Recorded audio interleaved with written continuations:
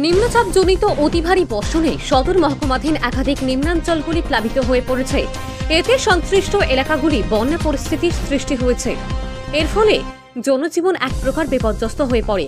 গভীর রাত থেকে রাজধানী আগরতলা সংলগ্ন হাওড়া নদীর জলস্তর বৃদ্ধি পেতে শুরু করায় নদীর তীরবর্তী এলাকাগুলির মানুষজন বাড়িঘর ছেড়ে নিরাপদ আশ্রয়ে ছুটতে শুরু করেন। খবর পেয়ে সাথেই মাঠে নেমে পড়ে সদর মহকুমা প্রশাসন এবং জেলা প্রশাসন। কোনো এলাকায় রাত থেকেই শুরু হয় উদ্ধার কাজ। সকালে উদ্ধার কাজে হাত লাগান এসডিআরএফ, আগরতলা পৌর নিগম এবং টিএসআর সেকেন্ড ব্যাটালিয়নের জওয়ানরা। এদিন বন্যা পরিস্থিতি নিয়ে সাংবাদিকদের মুখোমুখি হয়ে সদর মহকুমা শাসক মানিক লাল দাস জানান, অতি বর্ষণে হাওড়া নদীর তীরবর্তী এলাকায় বন্যা পরিস্থিতির সৃষ্টি হয়েছে। মানুষজনদের উদ্ধারের কাজে মাঠে নেমেছেন এসডিআরএফ, আগরতলা পৌর নিগম, জেলা প্রশাসন এবং মহকুমা প্রশাসনের কর্মীরা। তাদের সাথে রয়েছেন স্থানীয় স্বেচ্ছাসেবকরাও। সদর মহকুমা শাসক আরও জানান, মঙ্গলবার দুপুর পর্যন্ত 19টি ত্রাণ শিবির খোলা হয়েছে। এতে আশ্রয় নিয়েছেন প্রায় 2200 জন মানুষ।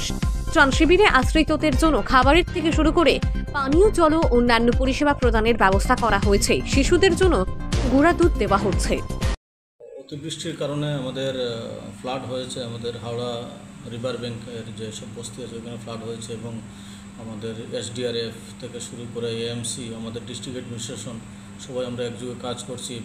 Even local volunteers, PRI member যারা আছেন সবাই একযোগে কাজ করছি। আমরা সোফার 19 শেল্টার হাউস আমরা ওপেন করতে হয়েছে এবং উইথ পপুলেশন প্রায় আপনার 2200-র মতো এখনও পর্যন্ত আছেন, ওইখানে শেল্টার নিয়েছেন এবং ওনাদের বেসিক লজিস্টিক যা আছে আমরা সব প্রোভাইড করছি।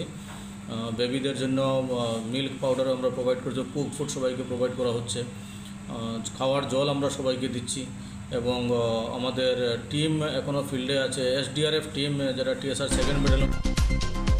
সদর মহকুমা শাসক আরও জানান, মঙ্গলবার দুপুরের পর থেকে হাওড়া নদীর জলস্তর কমতে শুরু করেছে। বৃষ্টিপাত না হলে বিকালের মধ্যে জলস্তর অনেকটাই কমে যাবে। তিনি আরও জানান, রাজধানীর বিভিন্ন এলাকায় দুর্গতদের উদ্ধারের জন্য 6টি বোট নামানো হয়েছে। আরও দুটি বোট স্ট্যান্ড বাই হিসেবে রাখা হয়েছে। Bureau report, KCP live.